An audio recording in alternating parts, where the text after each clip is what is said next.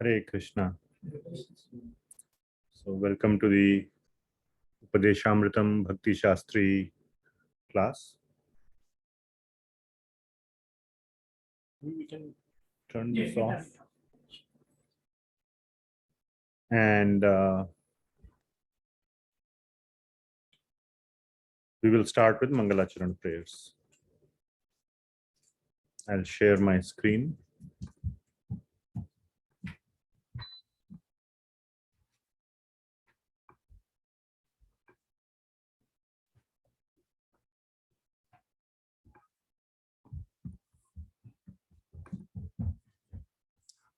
Okay. Those in the room can recite together. Om Ajnanatimidandhasya Jnananjana Shalakaya Chakshurunmilitam Yena Tasmai Shri Guruve Namaha. Shri Chaitanya Manobhishtam Sthapitam Yena Bhutale Soyam Rupa Kadamahyam Dadati Swapadantikam Vandeham Shri Guru Shri Yuta Padakamalam Shri Gurun Vaishnavamscha Shri Rupam Sagrajatam Sahagana Raghunathanvitam Tam Sajeev Sadvaitam Savadhutam Parijana Sahitam Krishna Chaitanya Devam Shri Radha Krishna Padan Sahagana Lalita Shri Vishakhanvitamscha Nama Om Vishnu Padaya Krishna Padaya Srimate Bhakti Vedanta Swami Niti Namine Namaste Saraswati Deve Gauravani Pracharine Nirvishesha Paschatya Deshatare He Krishna Karuna Sindho Deepan Jagatpate Gopesha Gopika Kanta Radha Kanta Namostute Tapta Kanchana Gaurangi Radhe Vrindavaneshwari Pranami Hari Priye Vancha Kalpatarubhyascha Kripa Sindhubhya eva cha Patitanam Pavanebhyo Vaishnavebhyo Namaha. Jaya Shri Krishna Nityananda Shri Advaita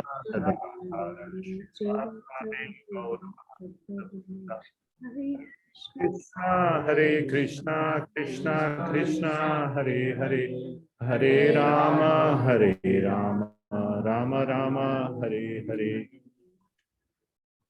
Okay. So we will also recite the Upadeśāmṛtam. First 6 verses maybe we can do today.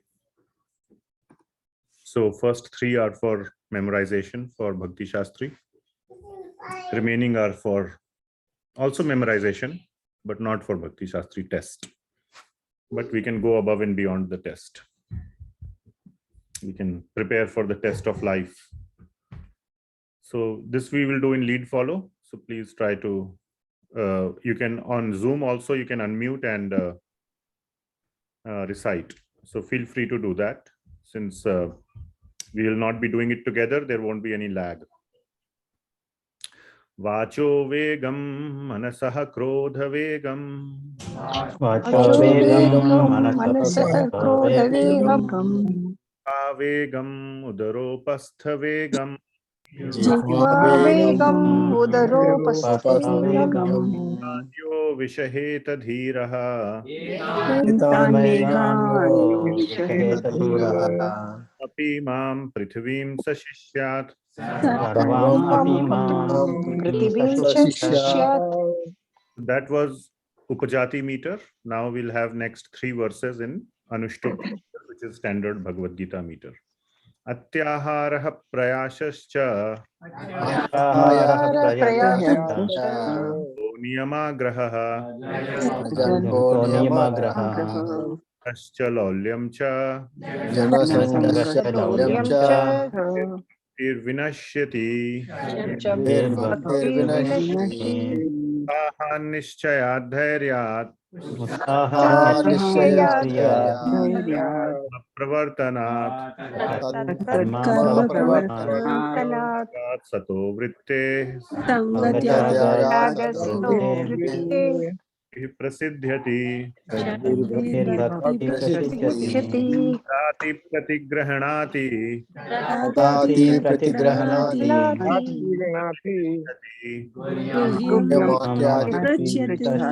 jayate chaiva lakshanam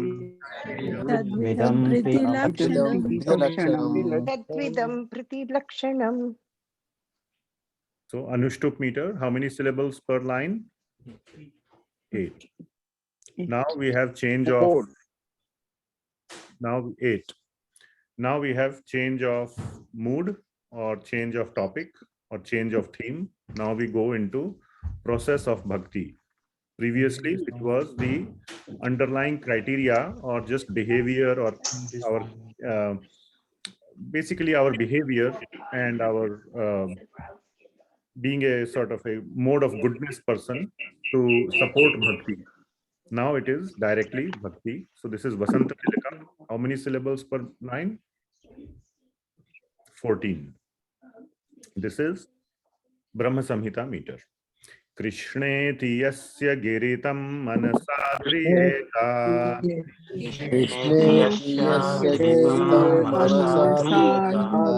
Astite pranatibhischa bhajantamisham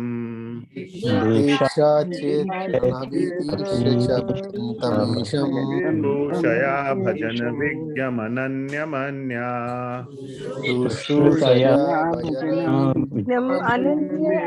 Dadishunya hridamipsita sangalabdhya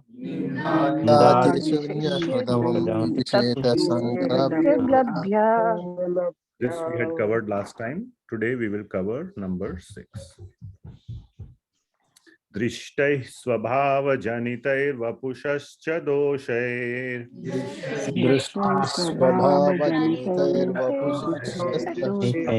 akritatmamiha bhakta janasya pashyet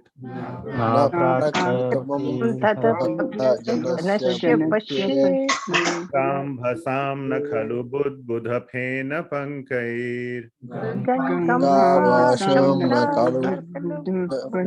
Dravattvamapagacchati niradharmai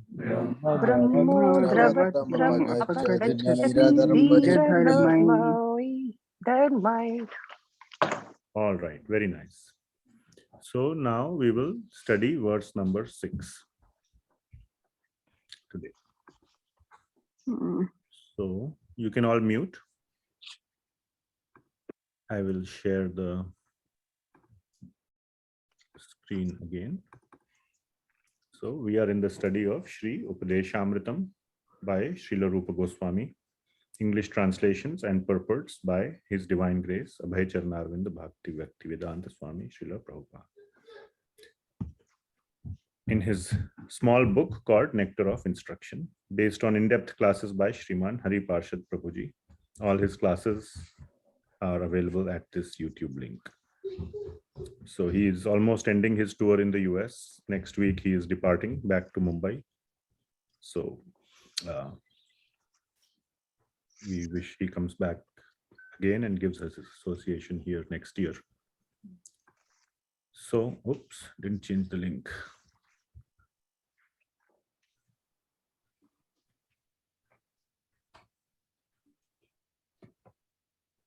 Hare Krishna. Now I have support. Now I have support, I said.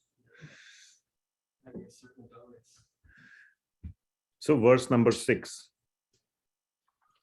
So verse number 6 is Drishtaihi svabhava janitair vapushascha doshair prakritatvam iha bhakta janasya pashyet gangam bhasam na khalu buddha phena pankair brahma dravatvam apagacchati niradharmai. So that is verse number 6. And essentially what it is saying is that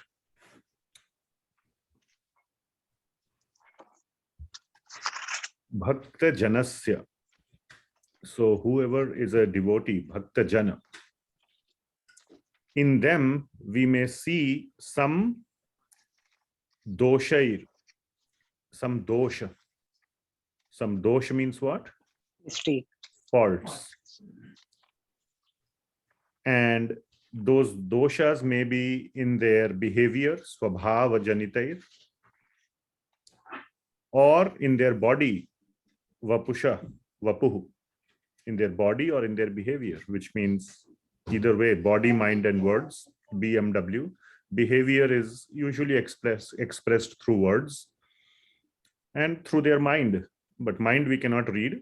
We can observe their words and their bodily actions, behavior expressed, or just there can be faults in the body. So such things we should not consider to be something that we look down upon, that this devotee is low class or high class. These things do not govern the level of a devotee. And very beautiful example is given here. We will go through this in detail, that Ganga, the water of Ganga in the monsoon season becomes dirty. And if you have seen Ganga ji in the monsoon season, it looks like a very muddy river full of Budbudha, Phena, Pankai. Three things are given. Budbudha means bubbles. Phena means Phena we say, like foam, like a lot of jhag we say. And Pankai, what is Pankai? Mud, not mud, but muddy. The best way to describe it is kichad. You have seen kichad? India, we have seen a lot of kichad. Pankaj, what is Pankaj? Lotus. Lotus. Why? Panka aja. Panka means what? Kichad. Aja means? No. Aja means born of. So born of, Pankha means of kichad. Kichad में जो पैदा होता है उसको पंकज बोलते हैं, मतलब lotus. तो पंkai means kichad. ठीक है. So just like the Ganges water may sometimes become kichad, but it is always pure. Ganga's waters can never be pure. That is the essence of this verse. So we'll go into some points. Now this is a very complex verse. Personally, for me, it is a little complex, and I will share why, based on the commentaries of several previous acharyas, starting, of course, from Srila Prabhupada, Bhaktivinoda Thakur, Bhaktisiddhanta, Srila Bhaktisiddhanta Saraswati Thakur, and many other acharyas, including what I have understood to be the original commentator on Sri Upadeśāmṛtam is Srila Radha Goswami. Sri Hari Parshad Prabhu quotes him quite a bit, and he has shared with me the commentary of Srila Radha Goswami. So from all these acharyas we will understand. So let us understand the verse word by word. This is known as Anvaya. This technique is known as Anvaya. So each line I have put it on one slide. And what is done is that we just rearrange the words. All the words are covered. We just rearrange the words so that it makes sense in English. The translation of each word in English done in a certain way makes sense. So if you see on this left-hand side, all the Sanskrit words are there. Drishtaihi swabhava janitair vapushascha doshair. Drishtaihi swabhava janitair vapushascha doshair. Do you see my movement of the mouse? All words are covered. Now let us read the English. Drishtaihi means to see. And doshair means faults. So seeing the faults. But I am negating it, do not. So where is the do not coming from? There is no na here. So that is coming from the second line, which is on the next slide. Na.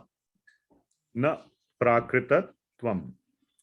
So that I am putting it here. Do not see faults.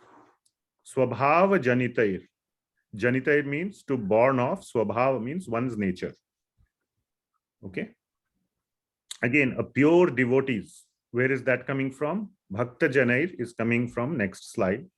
So do not see faults born of a pure devotee's nature, cha, and of the body, vapu. So two types of faults, basically BMW faults, body, mind, and words. Behavior or nature is usually, as I said, expressed through mind and words, one's nature, and sometimes in body language also. So body, mind, and words, or within one's body, or within one's nature, swabhava. So one should not see faults. Na, again, all the words are there. You can do that yourself. Na means do not. Pashyet, see. Bhakta janasya, pure devotees. Again, the word pure is not there anywhere in the verse. It's not saying Shuddha Bhakta janasya. But all the commentaries, every single commentary of the previous acharyas that I mentioned, mentions this point, and I will explain how and why. Okay. So Bhakta janasya, pure devotees, iha, in this world, prakritatvam, as materially conditioned souls. Okay, so let us read this sentence in English. Do not.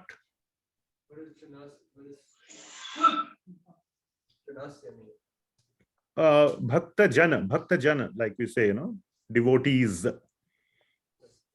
plural. Bhakta people, you can say. Jana means people or person, so Bhakta jana, the Bhakta people. So do not see faults born of a pure devotee's nature and of the body. Do not see pure devotees in this world as materially conditioned souls. Okay, so you understand the meaning? Do not see devotees, pure devotees in this world as materially conditioned souls. And from the previous slide, born of one's nature and body. These two conditions. Okay. And I will go into details. Pure, please remember why the pure word is being added based on all of the previous acharyas' commentaries. And I will also explain why I find this verse very complex for me. Maybe it's just my inability to understand it or grasp it. The second line, or the second and third parts, are easier. Gangam bhasam na khalu buddha phena pankair brahma dravatvam apagacchati nira dharmai. So nira dharma, we'll go to that last. Okay, we'll continue in the sequence. Gangam bhasam, the waters of the Ganga river, na khalu, are certainly not. Spoiled by is coming in the next apagacchati, next slide. Buddha, mud, or not, sorry, there's a mistake. So it's not mud. I will change that. It's bubbles. It's not mud. Okay, bubbles. Phena is foam. Pankair, as I said, is muddy or kichad. I couldn't find a better English word to express kichad. So, just like slide is not true. Slide is not true. Oh, I'm sorry. As I edited it, the sharing went away. Okay, I hope it's back. It's Prabhuji. So the waters of Ganga are certainly not spoiled by bubbles, foam, or muddiness. Brahma dravatvam. Drava means liquid.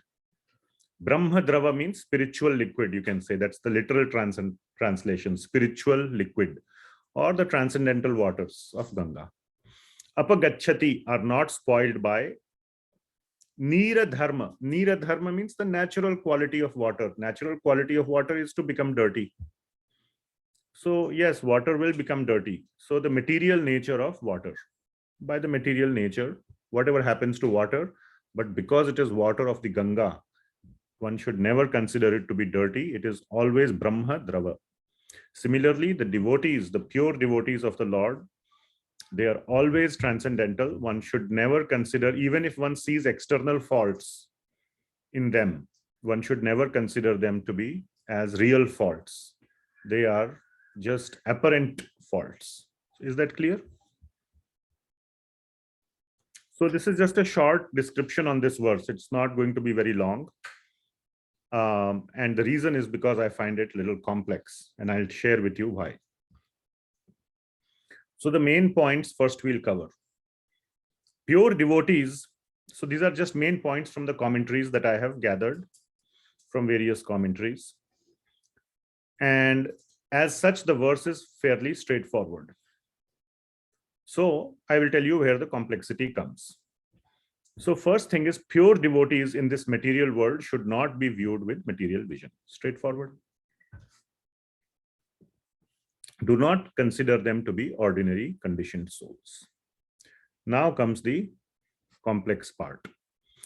Apparent or perceived defects or imperfections, such as, now several examples have been given. Now for various people, various examples may appeal to them. That, oh, this is definitely, something that is a disqualifying criteria. So one is birth in a low family. That may not happen today in the 21st century, but earlier it was a very big disqualifier. How is it possible? Birth in a low family and being a transcendental devotee, a topmost pure devotee, cannot go together. For us today, it may seem like a done deal. It's very easily accepted, but it was not so earlier. Similarly, I will go to the third one, bodily aspects. Srila Prabhupada stresses on this a lot in his purport. And he was probably writing the purport when, after he, not probably, definitely he was writing the purport after he came to America.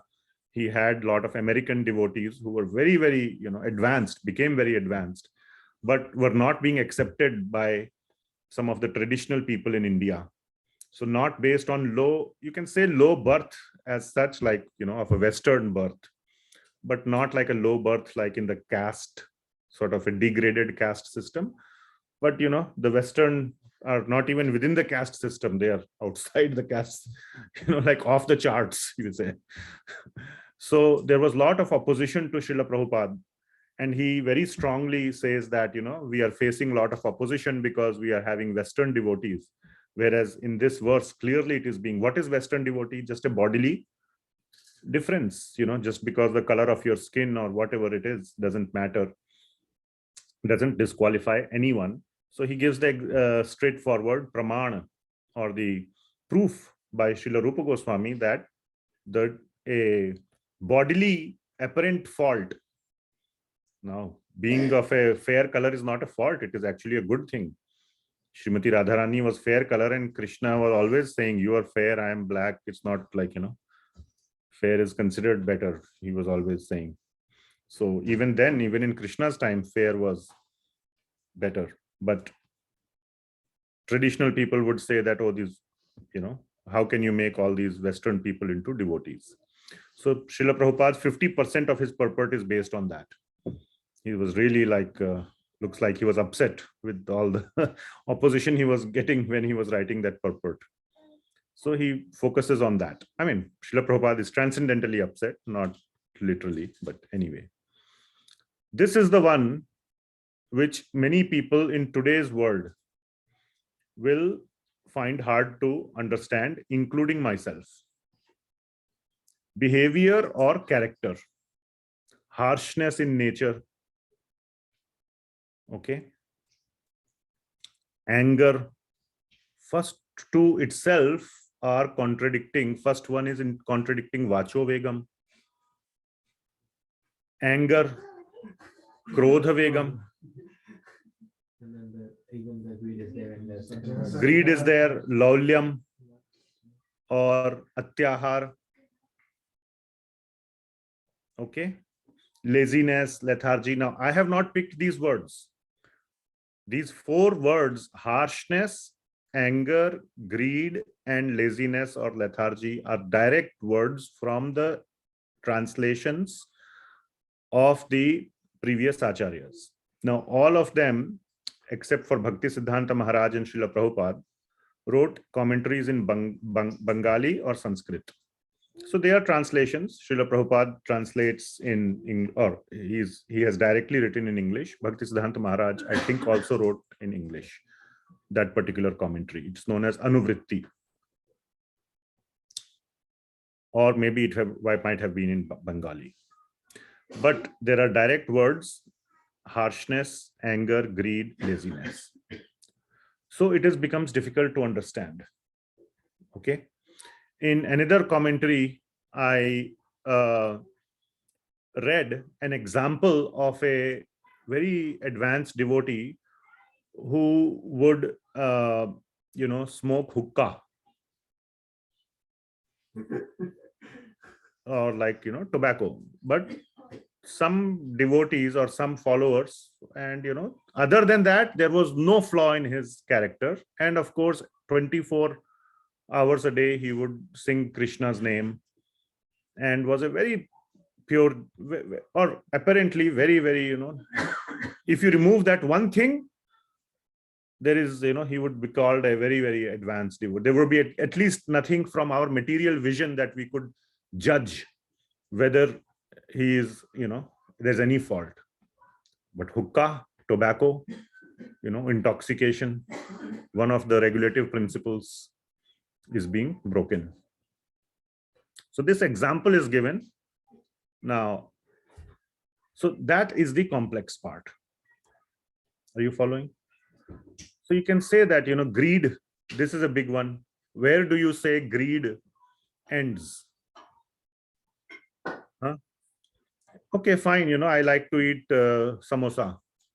Okay. I'm looking at the plate of samosas. Maybe can I get one more? Will they give me? So that is greed.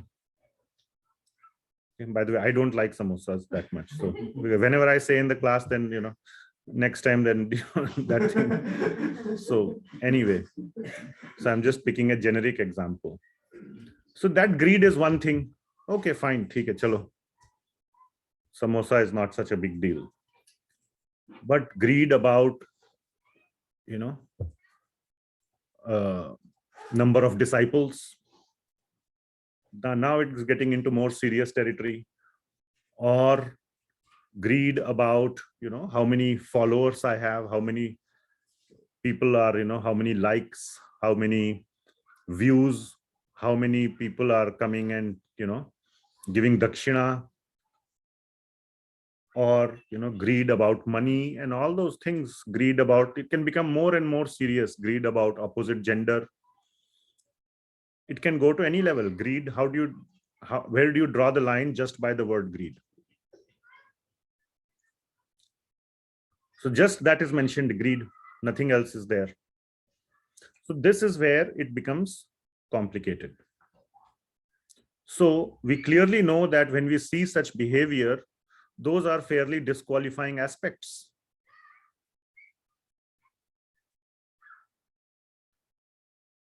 Now, nobody will say from his mouth that, all I am doing all these, great preaching program, everything, so that I can get more disciples. Nobody will say that from his mouth. But one may sense, oh, he's, one is doing for that. That could be a story in the mind. So what is the solution? So we'll discuss the solution, or the essence of this verse is not that. So we will discuss the essence in a little bit. So the point, now we are back to the sort of the simpler aspects. Such defects are not material, just like the water of the Ganges. Okay. But in this case, the water is from the Ganges. Tomorrow, if I bring a cup of kichad to you, will you drink it? Without knowing. If I tell you this is Ganges water, then maybe you would.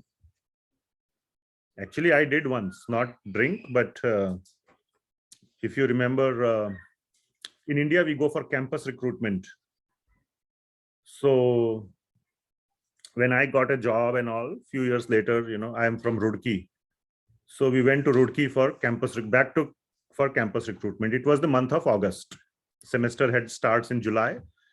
And, all the companies try to go early so that they can grab the, people, because there is like a one job policy. So people who have a job, they are not supposed to apply for other companies that come for campus recruitment. So every company tries to get an early date. So, July, August is like the prime date. And that is also the monsoon season. And Roorkee is just 15 kilometers from the Ganga. I mean, Ganga flows from Roorkee, but Haridwar was 15 kilometers. I took all my team. Let's go there. The water was very dirty. I said, hey, let's take a dip. We are here. Nobody was ready. I was like, okay, whether you want or not, I, undressed up in my underwear. I went and took a dip and, quickly came out, dried myself, and I was happy. Anyway, the water was not clean. And the other people, they didn't feel like doing that. So, but if you don't know that it is the Ganges, would you do that? No. Here it is the Ganges. You are standing in Haridwar, you are on the bank of the Ganges, you might do it, but not otherwise. So this, whatever is being mentioned here, harshness of nature, anger, greed, laziness, is 100% correct. I fully believe it.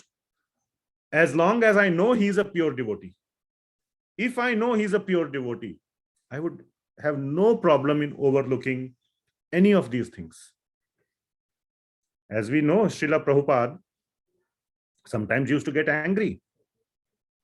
And there are so many instances, and today also we were hearing in the class by Kanai Thakur Prabhu and others, that sometimes, was it today or yesterday, I don't know, can't remember, that as long as anger is used for the rectification of the other person, like a father or mother when he gets angry at the child, what was the example he was giving? The fan, putting the finger in the fan, something like that. So after, जब पानी सिर के ऊपर चल जाता है, then even father or mother who love the child very much will get angry, but the purpose is not to be mean or to tit for tat, but for correction, but for the correction, reformation of the other party. So Guru or a pure devotee could also get angry, and Srila Prabhupada definitely got angry many times. But we can all understand that when Srila Prabhupada does that, and he is a pure devotee, I would bet my life, if there is a contest or something, that is he a pure devotee or not, 200% he is. And therefore, if he is getting angry, he is a transcendental, and that his getting angry does not make me doubt whether he is a pure devotee or not. But if somebody else is getting angry, what to do about it? Should I see that as a dosha, or should I overlook it? Very hard, isn't it? So the first step for any devotee, he may carry with him a lot of these things as a kanishtha devotee. But here, when we are saying pure devotee, we mean uttama devotee. Okay. Pure and uttam are synonymous. We have discussed this topic last time also. If you want to see slides, who is an advanced devotee, we had so many slides. So I'm not covering that. We had 3 slides on this. Who is an advanced devotee number 1? Who is an advanced devotee number 2? And who is an advanced devotee number 3? So we covered this topic, so I'm not going to go over it again. I'm just saying that this is something, background knowledge is assumed. One sec. Okay. Such defects are not material, just like the water of the Ganges. Ganges water, even though polluted, is always pure and transcendental. Clear? Okay, now we have several questions here. So 2 questions in the room, and then if there are any questions on Zoom, we can take those as well. So we'll start. Yes. So Prabhuji, that 4th bullet, I'm having a hard time understanding. I mean, to me, what's plausible is such defects are material, and at transcendental level, they're different, right? Meaning the defect is perceived as a defect because of the convoluted vision we have. Yes, we cannot perceive it. That's why, or we cannot see the reality. Correct. It is the perception is that it is a defect. That's why I have used the word perceived defects, where it means it's not really a defect. Due to our faulty vision, we perceive it as something which it is not. So we perceive it as a defect, though it is not a defect. Okay. And then the other one For a pure devotee. for a pure devotee. Yes. And then the behavior, character, they are more like stepping stones to reach certain point. It's not like those are all. Yeah, but if they are having that defect, my counter argument is that at that moment they are not a pure devotee. If that is not a if that is really there in their nature, like lot of greed, then that's the hard to understand part. If I have so much greed for opposite gender, let us say, always I am kind of hanging around women, would you like to come to listen to my class?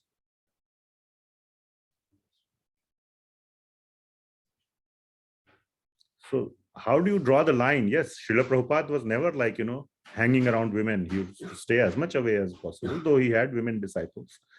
Or there could be anything, smoking or hookah or any such thing. You would not see that, but you could see him getting angry. So there are, where do you draw the line is the question. Where do you draw the line? Even Chaitanya Mahaprabhu got seriously angry at some people. At Jagai in Madhai, he got angry.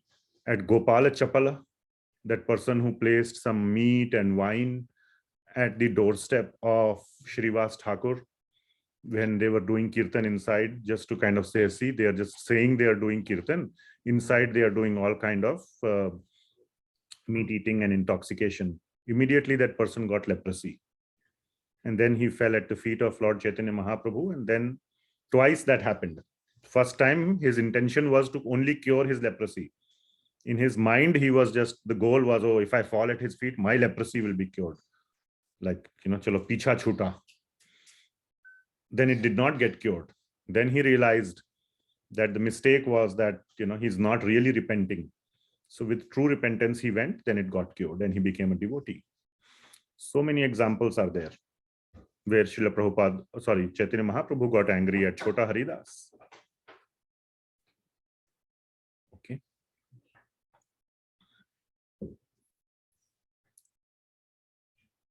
Yeah. Basically, I think we discussed, in one of the earlier classes, we should not be judgmental. It's beyond our perception. We are coming to that.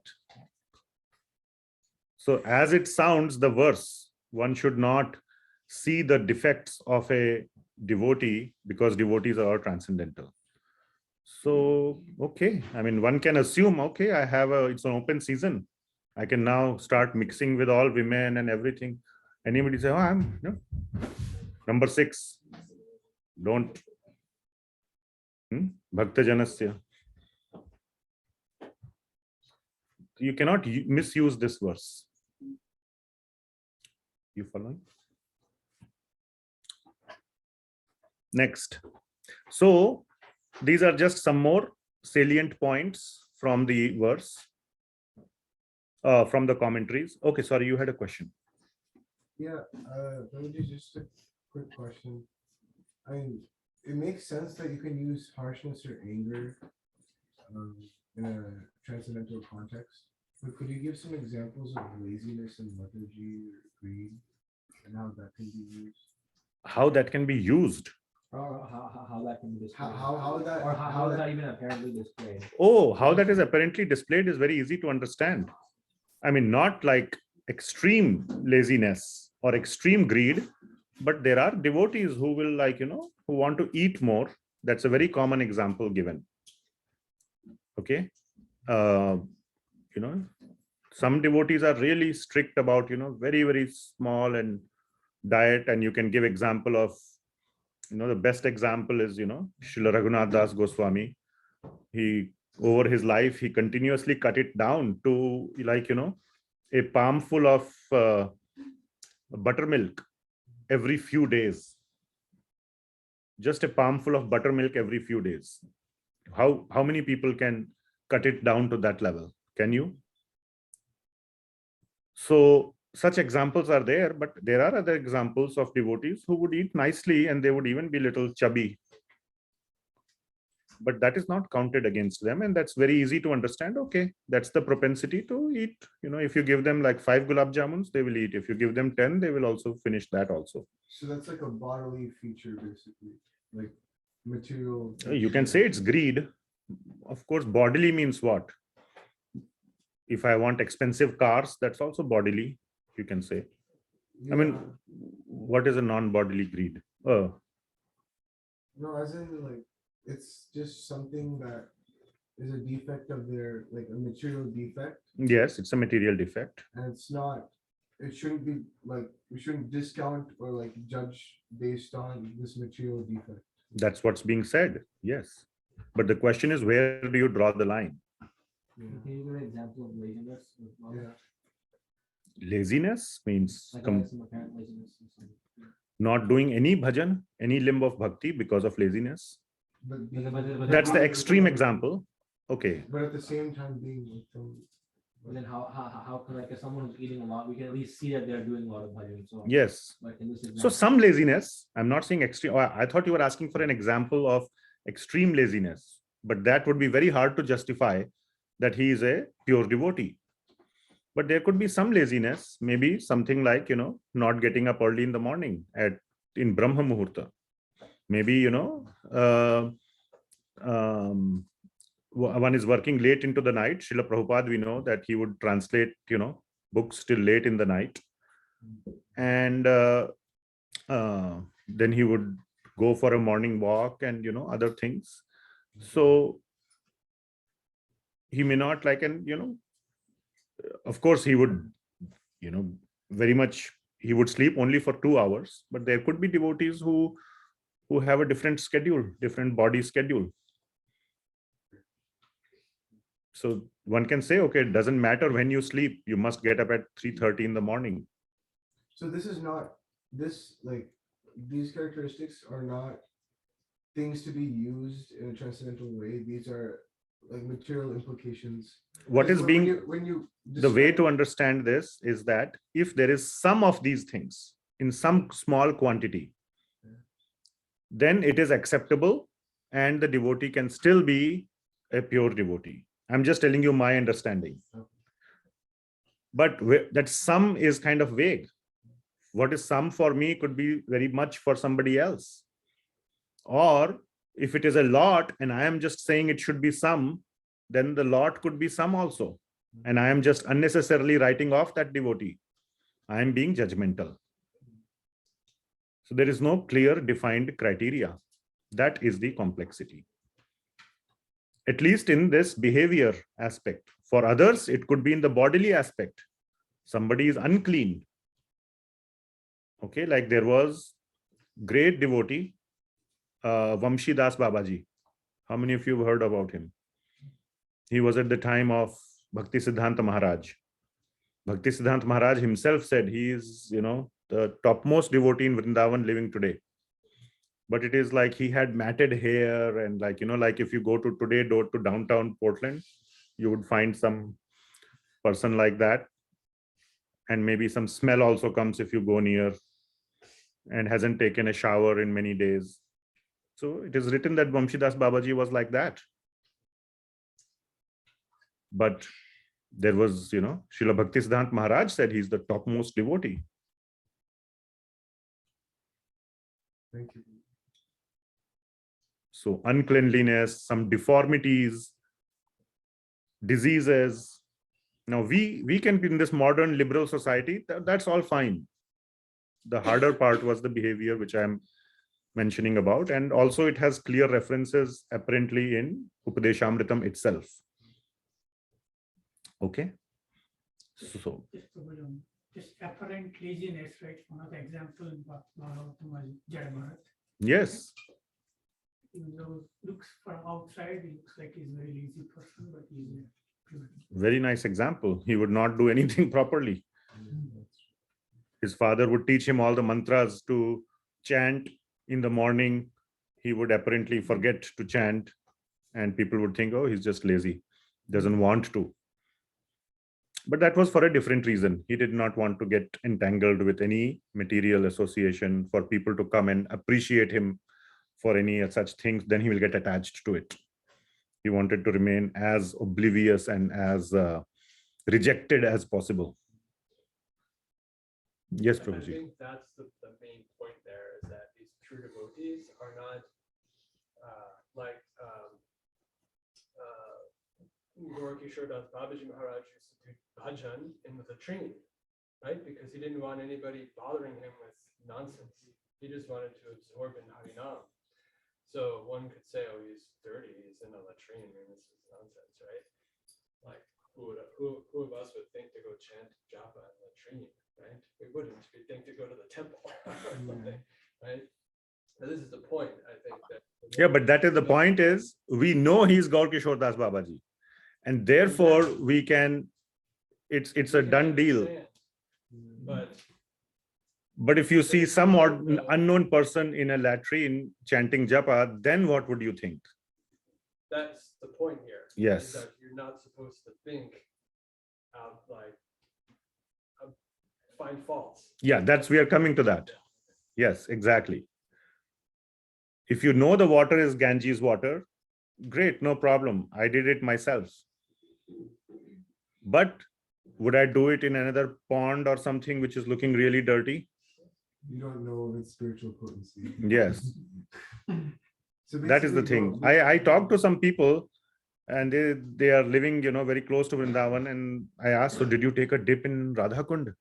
Oh no, that's so dirty. Why would I ever take a dip in that? I go there and I pray and I, sprinkle some water on my head. I pay my obeisances. But taking a dip, Radha Kunda. I don't take a dip because I don't feel eligible to. I feel I am unclean to take a dip. But the day I feel I can take if that day comes where I feel I would not look at the quality of that water. because it would look the same as any other unclean river. But then you wouldn't know if anything other than something that's already mentioned. Whether that's, Okay. Anything else? Okay, so let's move forward. Some more points. So it's now you see I hope I have just introduced the complexity here, at least in our minds. The solution is very simple. I think some devotees have already hinted at it. So, there's no big surprise there. But anyway, some more points. Again, we gave a lot of examples in previous class about pure devotees or advanced devotees. Vaishnavas who have realized their Siddha Deha. That means they are spiritually self-realized. Siddha Deha means their constitutional position in the spiritual world. So those who have realized it, they are never contaminated by any bodily effect, however severe it may be. Now comes a little bit into the solution. Therefore, never respect such a Vaishnava. But again, the question is, how do you know he's a pure devotee? Otherwise, it will lead to, so if you end up doing that, it leads to serious Vaishnava aparadha, which is very, very, very serious. So the point is, and this point has been made by all of the acharyas, 100%. Every single acharya that comments on it is, your business is to advance your bhajan, not to judge another Vaishnava. So that is the answer. I will emphasize it more, but that is the main point. Judging other Vaishnavas, what is the problem? It is not conducive to our own bhakti. So yes, you can judge all you want for a different outcome. If you want to be a self-proclaimed judge, you may end up becoming the best self-proclaimed judge in the world, but you will not become the best devotee. So choice is what you want to do. Always refer to advanced devotees. Srila Bhaktisiddhanta says, in some cases, I'm noting the commentary or the commentator's name as well. So here the commentator is Srila Bhaktisiddhanta Saraswati Thakur. always refer to advanced devotees with the proper title. Goswami, Swami, and here is the important point. Prabhu. At least Prabhu. Now, within our society, what has Srila Prabhupada taught us? Do we discriminate as to who we call Prabhu? Oh, he came to temple, he's registered in the temple as a member, so he is Prabhu. Others are not. Even we're doing book distribution, what do you call people? Prabhu, even if you have met them first time, isn't it? So that is the point. It does not depend upon the other person for our own benefit, for our own bhakti. We must always consider that this person may be an advanced person. Srila Bhaktisiddhanta Saraswati Thakur mentions this counterpoint for the other side. This is for what we need to do. Okay. The point is, let Krishna take care of them, the others, who may not be pure devotees. Krishna is the judge. So devotees who consider themselves advanced but engage in misconduct, it's not our business to find fault with them. They will fall down from the path of bhakti as per Krishna's arrangement. Krishna will arrange whatever proper outcome for them. Okay, so it's not that one is getting a, it's open season for anybody to misbehave. Krishna is definitely watching, and that is mentioned here. Okay, so I think all the main points have been covered. So the main problem is to know who is an advanced devotee and who is not. Just like if I give you a cup of water and I tell you it is Ganges water, you may drink it easily, even though it tastes, like something bad. You will gulp it down, pray to Lord Krishna, thank you for giving me mercy of Ganga Jal. Otherwise, you may feel like, what did I drink? And I may get sick. So how to know, similarly, if a devotee is advanced or not? Srila Prabhupada and Srila Bhaktisiddhanta Saraswati Thakur offer that through their activities and through their thoughts, these points. But it is very hard for us to judge the purity of somebody's activities and thoughts. How do you judge that? These are the criteria. So what is not being said is that every devotee is advanced. It is our inability to distinguish one from the other. So it is not that what is being said, everybody, is at the same level.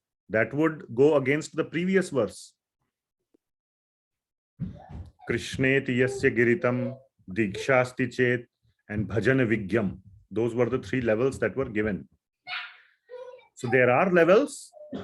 The question is, one should be capable to distinguish. Now there are those, the self-realized, the spiritual souls, like Srila Prabhupada was able to distinguish. That's why to one of his disciples, he would show love, to the other one, he would show anger. And we accept that. So one can differentiate if one is spiritually qualified. So there are certain external criteria that are given. I don't have this in the slides, but we have covered this. When one is an official guru, one is supposed to judge. You are doing a disservice to your disciples if you're not correcting them. Similarly, a teacher, a parent, a king, they are supposed to judge the people under their care. But as long as we are not in that position for others, we should not judge. Therefore, never judge any devotee. This is the last slide on this topic. Pure or impure. Though everything that was said was for pure devotees, it doesn't matter, because we don't know who is a pure devotee or not. It is not our business to judge who is pure, who is impure, as long as he is a devotee. And devotee is who? as long as anybody has taken the name of Krishna even once, he's a devotee. If he has stepped into the temple, he's a devotee. If he's even come in contact with another devotee, he's a devotee. So everybody should never be judged. Nobody should be judged. Okay. So that is the last slide on this, this topic. So verse 6 we have covered very fast, unlike other verses. Now I have not come across any other commentary where more details have been given. Now Hari Parshad Prabhu also has not covered this in detail in his classes. That's where sort of the classes paused. So I'm waiting eagerly for him to cover this verse. We will see which direction he takes it in. I'm sure he will have many more in-depth insights from the Shastras to stitch into his, I would say, his commentary. So we'll see. But this is what I have to share. I had small discussion with him on this topic. And this is his general guidance to me that it is in this direction, what I have shared with you. So everything I have shared with you is, so I'm waiting to see his detailed version. Okay, so I'll pause here. Questions, comments, anything? So there is one online. Let's see. So, okay, so from a lot of, yeah, the slide has not changed. Okay. I heard that one should not dip in Radha Kunda. That is correct. One should not dip whimsically. Okay. One should ideally take permission from spiritual master, Diksha Guru, or if one has a very serious advanced Shiksha Guru, take not as a permission, like a checklist, okay, permission.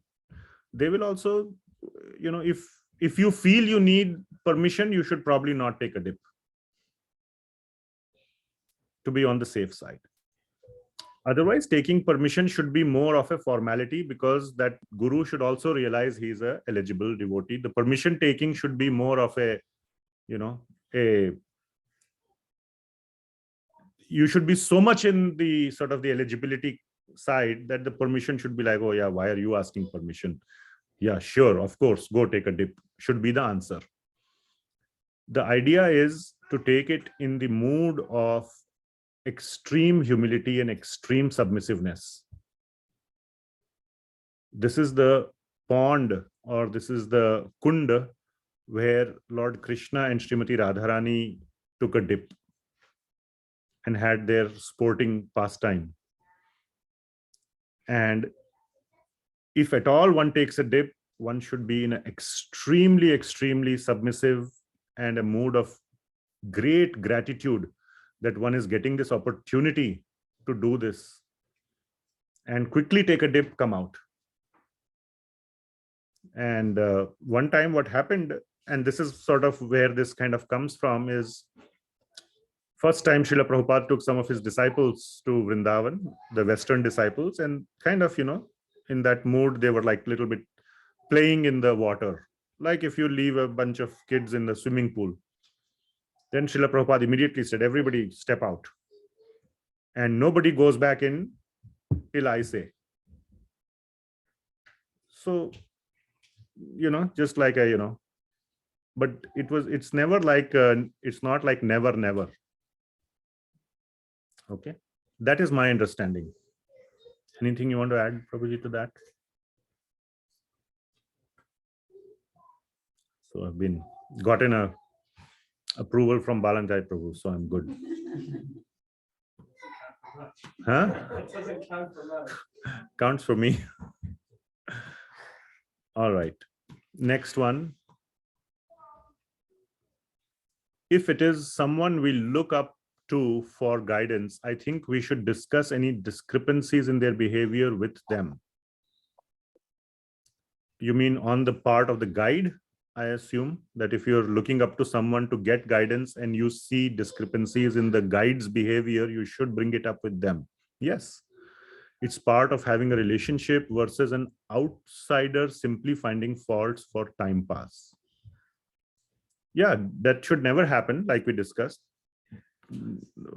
Our time pass should be Krishna bhajan, not finding faults. But if your point is that you're in a serious guru shishya relationship, and if the shishya finds something that he's unable to understand in the guru, whether it is shiksha guru, should first have very, very own clarity. Of course, one point, if it is criminal, like literally, like it's like just too black to be black, then also one should bring it up. There will always be somebody's senior. One should bring it up. And if it is a criminal act, one should bring it up to the authorities, as in whoever is the, the local officers, law enforcement, or to their spiritual authority. One should never take matter in their own hands. You are not the police officer. You are not the mayor. You are not the governor. Bring it up to the right authorities properly, and bring it up to that devotee if that relationship allows, in a very, very serious situation. But if it is something like this, that is not something which is criminal or legally culpable, then one must first inquire within themselves that is this something that there could be an alternate explanation. Okay. And once there are multiple instances, and usually this will show in other areas, their bhajan is going down, or again, then one can ask, one can bring it up confidentially, privately, ask if such a relationship exists, or discuss it with some other shiksha guru of theirs, how to understand. One has to be very, very careful. I don't want to this is very, very uncharted territory, or it's not standard area that we are discussing. So therefore, there should be other mentors, other guides that one should be having to get proper guidance from, to understand these situations better. If it is not harming you, if it is not harming someone else, or their bhakti, or your bhakti, like if somebody is like smoking tobacco, okay, it may be impacting you in the sense that, okay, we say that one should not do intoxication. How is he doing? One could evaluate all the other things that they are doing. And if he is doing that openly, let somebody else bring it up. Obviously, other people are also seeing. You are not the only one who is seeing. It's not, Vishwarupa Darshan, only Arjun could see with Divya Drishti. Everybody can see. So let them bring it up. As long as it is not harming. But if let us say, child molestation is happening, and you are the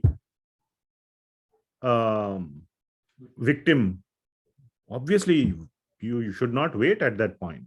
Oh, once is okay. If it happens 3 times, then I will. Even if you witness someone else doing it. Yeah, even if you witness someone else. I mean, I'm just saying, I can't think of more heinous crime or something. Immediately, you should bring up.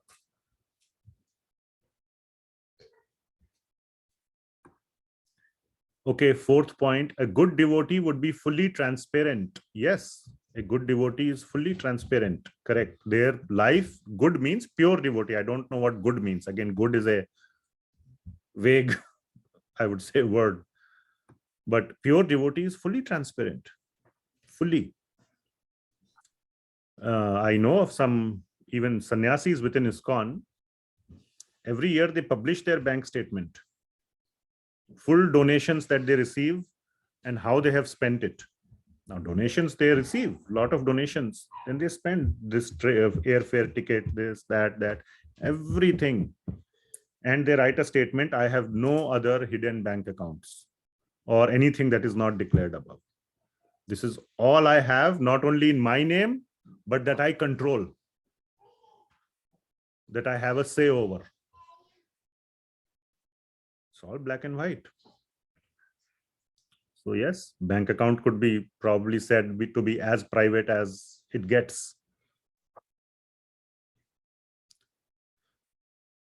So with nothing to hide in thoughts, words, action, and able to shed light on any question, including about himself. Not all persons may be fully transparent about all aspects of themselves. So that's a comment, but yes, the more transparent you are, the more trust you gain and the better example you set. Acharya, it is a responsibility. And even those who are sitting and speaking, I am sitting and speaking here. Many people sit and speak. Even if you are doing book distribution, you are representing Srila Prabhupada. You are representing the Guru Parampara. You're sitting on the Vyasasana, you're representing Vyasadev. You better have that feeling of responsibility. There used to be this story we read in school, that somebody, steals a horse of another person by appearing to be like a beggar. He says, I just want to sit on your horse, please, carry me from here to there. As soon as he sat on the horse, he threw away the other person and took away the horse. So when this person shouted, no problem, take my horse, but at least don't do it in this way, because then people will stop trusting those people who ask for help.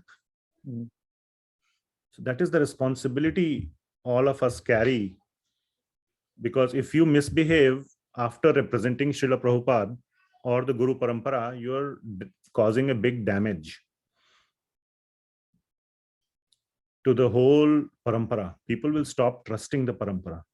You are their face, the front face of the Guru Parampara for that person. So there is additional responsibility on all such people to maintain very, very impeccable, as much as possible, impeccable. Of course, there will be dosha. That is the nature. Nobody can be of the level of Raghunath Das Goswami. Maybe somebody will even find fault with him. Somebody, I have not heard, but somebody. So many people find fault with everybody. Srila Prabhupada, so many people find fault. He's, all these Western people, Bhaktisiddhanta Saraswati people found fault. Even with Krishna, people found fault. What to speak of Acharya? Jesus Christ, people found fault. So that is not a problem. There will be faults, or there will be people will find faults, but you should be very clear that in my own eyes, if Krishna were to come in front of me, with him, I'll be able to clear the test. Let anybody say whatever they are saying. So Srila Prabhupada, I feel, was very clear. If Krishna were to come, he would say, you have done everything nicely. Let people say whatever they are saying. So there is a very great responsibility. And yes, the more we are being transparent, the more we are being good, or being a good devotee, the more we are honoring the Guru Parampara. So there was a Vaishnava aparadha aspect somewhere here. If we reveal to someone else, then will it not be Vaishnava aparadha?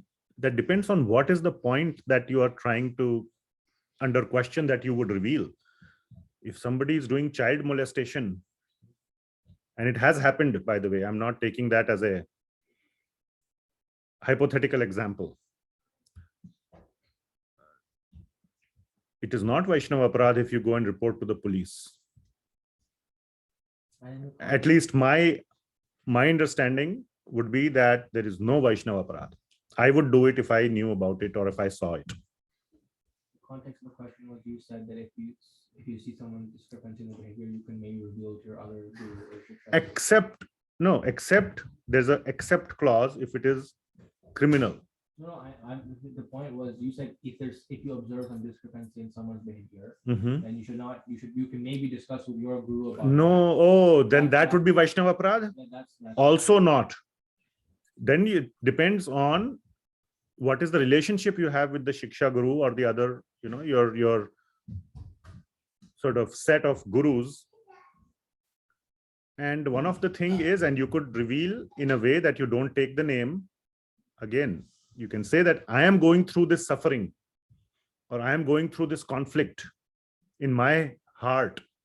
How do I resolve it? Without taking the name, here's what's going on. The purpose is to resolve the conflict for yourself and to get guidance on what to do. For that purpose, you don't have to make a bad actor out of the other person. Now, if you're reporting now, if you are clear, okay, I have come to the conclusion I need to report to the higher authority, whether it is to their guru or whoever, then you have to take the name, but then you are reporting to the right person and let them handle it. You don't take matters into your own hands. Is that clear? Or does that clarify? someone posted in the chat.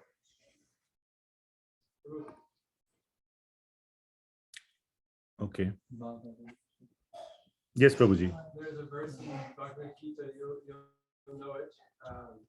I can paraphrase it, where Krishna is saying that even if someone does some terrible acts, Api chet suduracharo bhajate mam ananibhak. as sadhu, Yeah, sadhureva samantavyaha. So, this is an important point. yeah, I did not. So I will share. This whole thing is, let me share that. Verse 9.30. Very famous verse. And I would say, I will share with you. Bhagavad Gita, chapter 9, verse number 30. Api chet suduracharo bhajate mam ananya bhak sadhureva samantavyah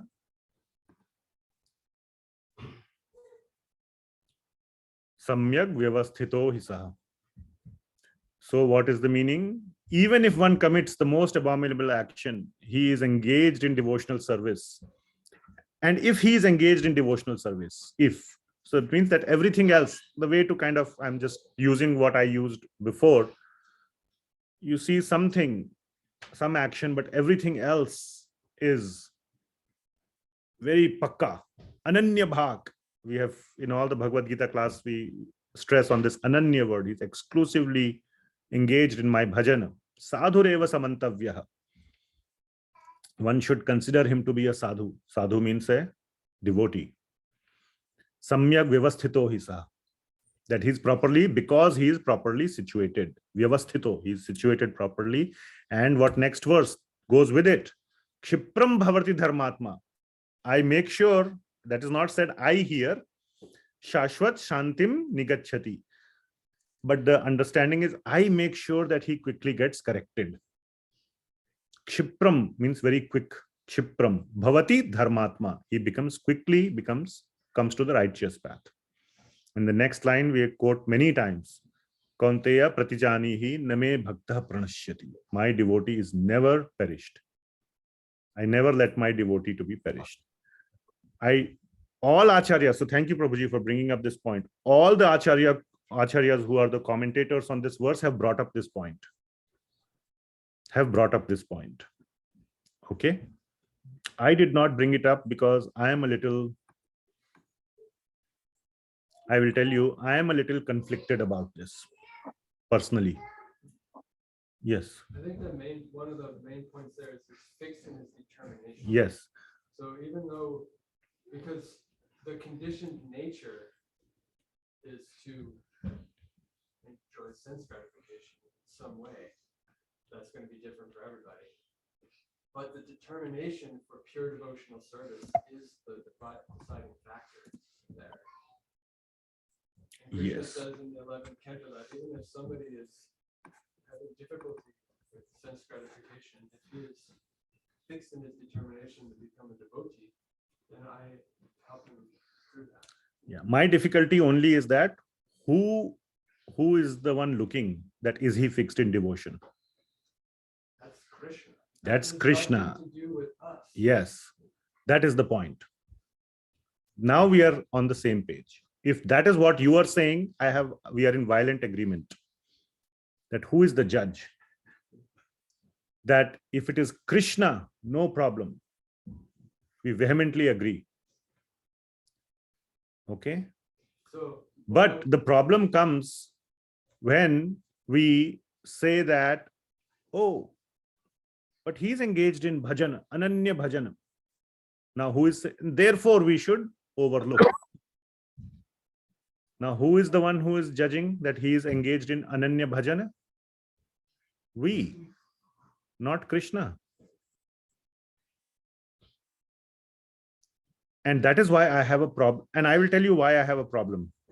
Due to recent incidents, this verse is often misused a lot. Highly misused. That, oh, we should overlook. Because it's very easy. I can tell you I'm a good actor. I can fake being a Ananya Bhag. And when I can do it, others can also do it. How do we know that it's not fake? External, like Srila Prabhupada and Bhaktisiddhanta Maharaj both say, how do you judge a pure devotee? By their activities and their thoughts. But they can be faked. So Krishna, you cannot fake Krishna. He will know. But this verse is often used. Oh, let us forgive him. See, he's doing all these other nice things. So what if he molested a child? Krishna will soon kshipram bhavati dharmatma. I have a problem with that. but you can still respect somebody as a Vaishnava and that's trying Yes. to become a sadhu or be a sadhu. And at the same time recognize that there's some difficulty this devotee is facing. Yes, definitely. That doesn't mean that this devotee should be kept in the position that they are, Absolutely. but everybody can still respect them as Krishneti yasya giritam manasa adriyeta. Mentally honor. That's the least we can do. please. At least. And we should do that. We should do. Yes, agreed. There also we are in full agreement. Full agreement. Absolutely full agreement. So But there is a difference between considering them transcendental. That is the point of this verse. Brahma dravatvam. So would you consider that person to be a pure devotee? I think we have to consider also which pure devotee are we talking about? Are we talking about Uttama or are we talking about, because Pure devotee is Uttama. two different types of pure devotees. Pure devotee is Uttama devotee. But Srila Prabhupada explains when he uses the word pure devotee, there's two different ways of looking.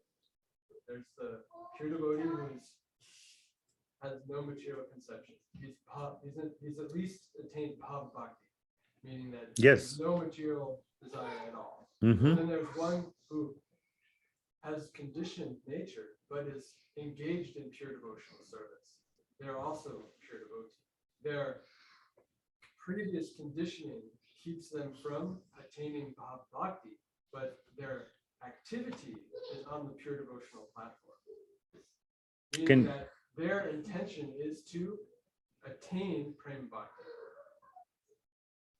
If you can show me that second reference, I'll be very happy. Yeah. And the point is of this verse. The point of this verse, let me open that, is to consider, let us read this verse again.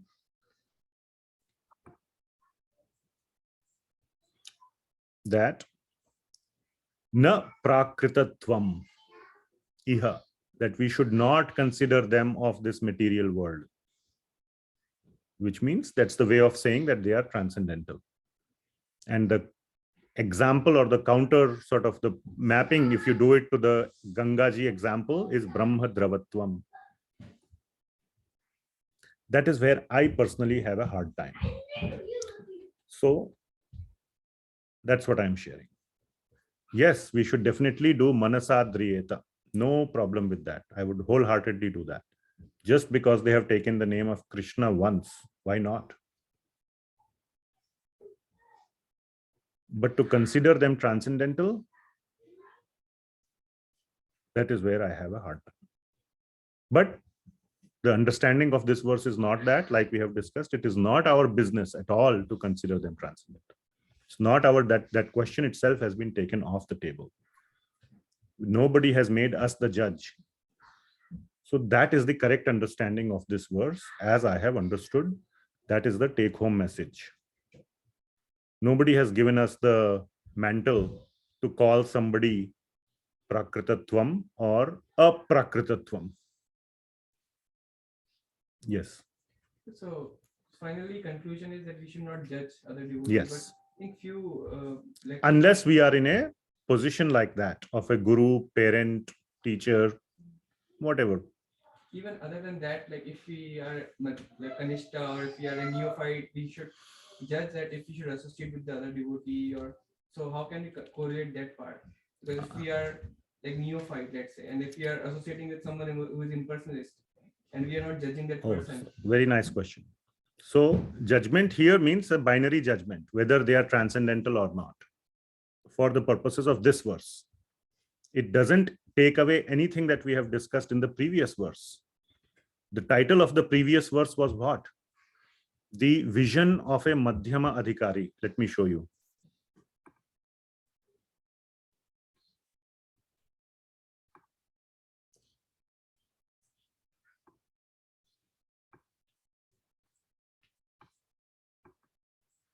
So I hope you are seeing the slides. See, what is the title of this verse? 5. Service rendered by a Madhyama Bhakta to the 3 types of Vaishnavas. So this verse number 5 is for somebody who is discriminating between level 1, 2, and 3.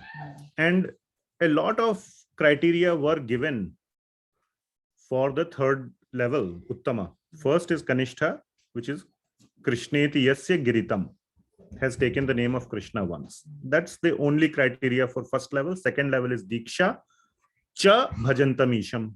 Diksha asti ched pranatibhish cha bhajantamisham. So Diksha, and so that is the criteria for 2nd. Okay. The 3rd one criteria is Bhajana Vigyam and Nindadi Shunya Hridam. Okay. So as long as externally you are observing Bhajana Vigyam and Nindadi Shunya Hridam, some part can be observed. Then you should do Sangalabdhya. You should get their association. You should do Shushrushaya. You should listen to them. You should, inquire from them. You should hear their talks. All those things you should do. But the moment then you start, if you see discrepancies, that is when we should not judge. But we could bring them down if after proper consultation, everything said and done, at least to the Krishneti Yasya level. Nothing below that. That is what we just had the discussion. Then you stop associating, because it could definitely harm your bhakti. If you finally figure out, oh, he's a Mayavadi, let us say, then stop associating. But yes, even to a Mayavadi, we should do at least Manasadriyeta. That's what we covered so much. Otherwise, we are just dividing ourselves, and then we finally push them away. We heard that example. Yes, Prabhuji. In this verse 6, you mentioned about Vaishnava opera. Verse 6. Correct. There's a really nice story Sanatana Goswami experienced while he was in this bhajan. Rupa Goswami, I think. Go ahead. When he sees a deformed person, go ahead. In his meditation, he's seeing some pastime with Krishna and his devotees. He starts chuckling, laughing. At the same time, when Brajbasi was walking by, he's kind of deformed and thought Sanatana Goswami, maybe it was Rupa Goswami, I thought it was Sanatana, was laughing at him. He felt very bad. How can this sadhu, pure devotee, laughing at me, like, this is not so nice. He felt very bad. So he went away from that place, and as soon as this Rajbasi felt bad, Sanatana's meditation broke, the pastime went away. And he was contemplating why this was, but he couldn't come to any conclusion, so he came to his brother, one of them, whatever, his group or Sanatan, whatever, Whichever one, yes. got some guidance, and he threw a big festival. This big festival came. He said, invite everybody in the village, and whoever doesn't come, that's the person you offended. Right? So he observed, he saw this one person didn't come, so he went there. He said, what happened? Right? Why did you not come? What did I do to offend you? And he told him, you laughed at me. He said, no, I was laughing at Radha Krishna. Right? So even unintentional. Yes. Right? Unintentionally. And this is directly in relation to this verse, right? Deformed, somebody deformed, or some bodily thing that's not a 2-hour liking, right? Or a 2-hour whatever. Even Sanatana Goswami, they didn't mean to. But as soon as he Had to go apologize. yeah, and got the blessings and the understanding was Yes. okay, and immediately came back to his bhajan and pastimes came back, right? So it's very goes to show the importance of this point. Of course, this is why he put it in the nectar of instruction, right? Because it's an important point. Exactly. Every verse of the nectar of instruction carries huge significance. So there cannot be a filler verse. He could have easily just made it 10 verses. There was no requirement to make it 11. So if it was just not an instruction of the level of other verses, he would not have put it in. So it's a very important verse. There's one more pastime I was thinking of. When this point you put here, this apparent defects, right? Pundarik Vidyanidhi. Yes. Very wonderful example in Chaitanya Charitamrita. Very close associate of Lord Chaitanya. And very advanced devotee, but lived very luxuriously. And Gadadhar Pandita and Ma Ganga went to visit him. And he came out and he had all these nice silks and was eating grapes off gold plates, and it was very, very opulent. All fragrances on his body Yeah. and oils and nicely combed hair with. He looked like a materialist. Any like base, very sense enjoyer. And Gadadhar is like, Ma Ganga, why did you take me to see this person? He's just some karmi person who's engaged in, and he was looking in the mirror too, right? All the time. Seeing how nice it is. Right? So why are you taking me here? And Ma Ganga could understand how Gadadhar has doubt. So he started chanting one verse from Bhagavatam about how Putana verse. like this. Yes. And as soon as Pundarik heard this, he went in complete ecstatic trance. And he started tearing apart all of his nice pillows and disheveled hair, everything, his nice silks were just completely torn apart. So you can see that he appeared to be greedy, attached. Materialist. But when he heard the pastimes of Krishna, he entered into, the 8 symptoms of ecstatic love.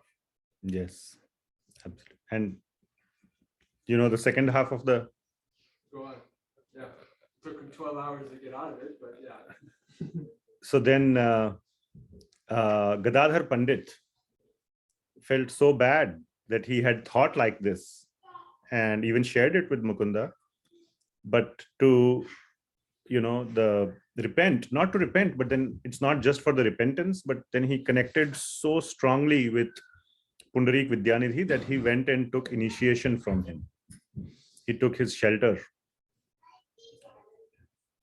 And in the spiritual world, it is the same relationship that was established in the Chaitanya Leela.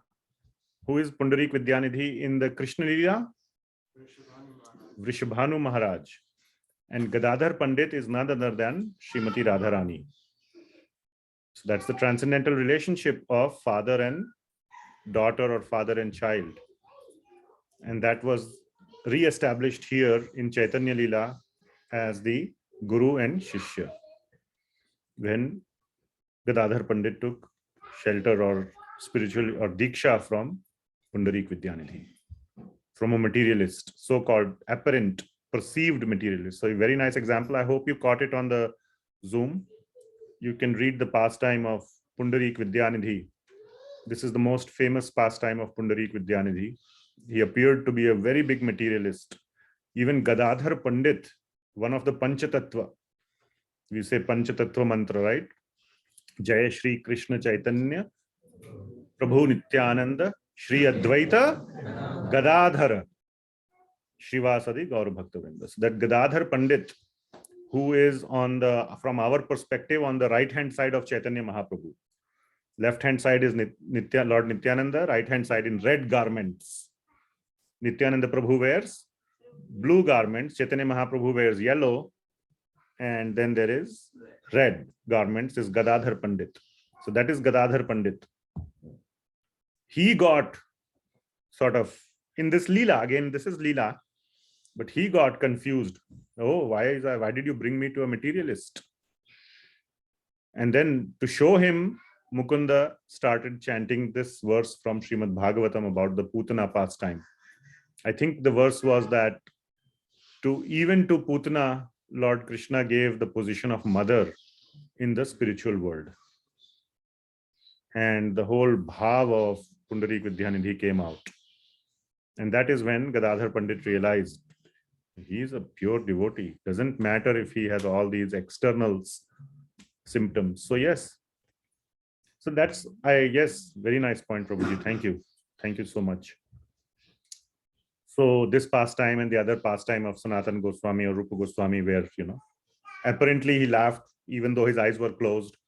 The other person got offended. The important part of that pastime is not that he got offended. Fine, one can say that's his problem if he got offended. I didn't laugh at him. If he gets offended, that's his problem. I didn't do anything wrong. But the important part of the pastime is still, in spite of, without intentionally causing an offense, he still went and apologized. And he had repercussion. Krishna came from his vision. Yeah, he brought him out of his, of his samadhi. See the Leela anymore. That was Yes. his service. Yes, The exactly. Leelas of Radha Krishna. So, the point is one should never do that, regardless of anyone. So very nice examples or points, Prabhuji. Thank you so much. Thank you. That's why I said, you make the class complete. Okay. What other questions or points or comments? Yeah. So, oh, we are already 7:36. I thought it would be a quick class, but I had even prepared verse number 7 to start off on that. The whole understanding A, B, C, D. I thought we'll start 7 also. Okay. Any other comments or questions?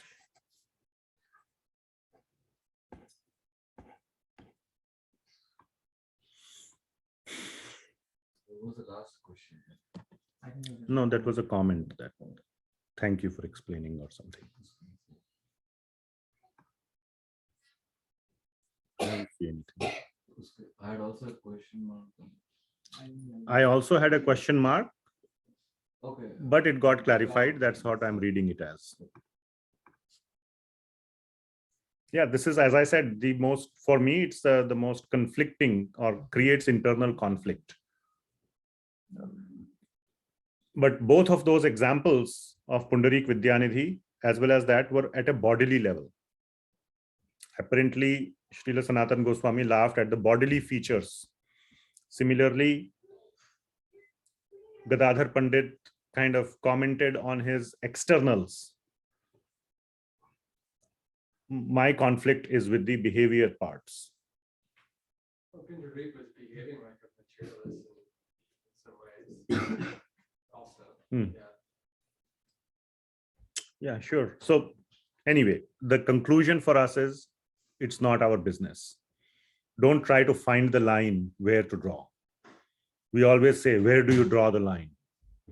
These are the two extremes. Where do you draw the line? The essence is it's not your job to draw the line even. As long as you get that point, you have got the verse. Okay, don't try to find where to draw the line. Yes, Prabhuji. I think part of your conflict, at least the way I understand it, and to an extent I also face it, is there's a continuum of activities, right? Like there could be sometimes someone who's showing flashes of anger. I mean, that's also not a great thing, but it's a behavioral thing, and maybe that we shouldn't judge. And then there is people who are doing heinous, I mean, abuse type of activities, right? And I think that's what causes these conflicts, right? I mean, when you see. Yeah, but then you are saying, I mean, that is a very obvious thing, but I can go on. I don't want to make it too graphic, but I can give examples which is criminal in one country, but is totally accepted in another country. Okay. And given your sort of way of thinking, you may agree that it is a very heinous thing or it is acceptable kind of borderline. Then we are basically saying that the laws of the land today are trying to explain verse number 6 of Upadeśāmṛtam of Sri Rupa Goswami. That doesn't make sense. You cannot use US law to say what is how to understand verse number 6. And the laws change. We know that laws are changing. Roe v. Wade, was a law in 1973. Suddenly in 2022, it's no longer there. Which side of the argument you are on?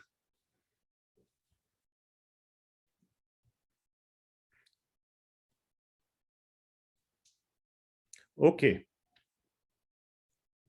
We will close it here. We are already 7:40. So we will close and then we will continue next week. Kya ho raha hai? Next week, No, not on Saturday. Monday. you'll do online class because we'll be at the wedding.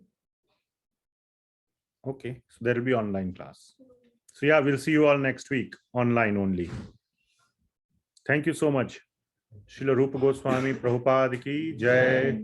Srila Prabhupada ki jai. Jai. Thank you, Prabhuji. Thank you so much. Thank you, Prabhuji. Hare Thank you so Krishna. much. Thank you so much, Prabhuji. Hare Krishna, Prabhuji. Thank you, Prabhuji.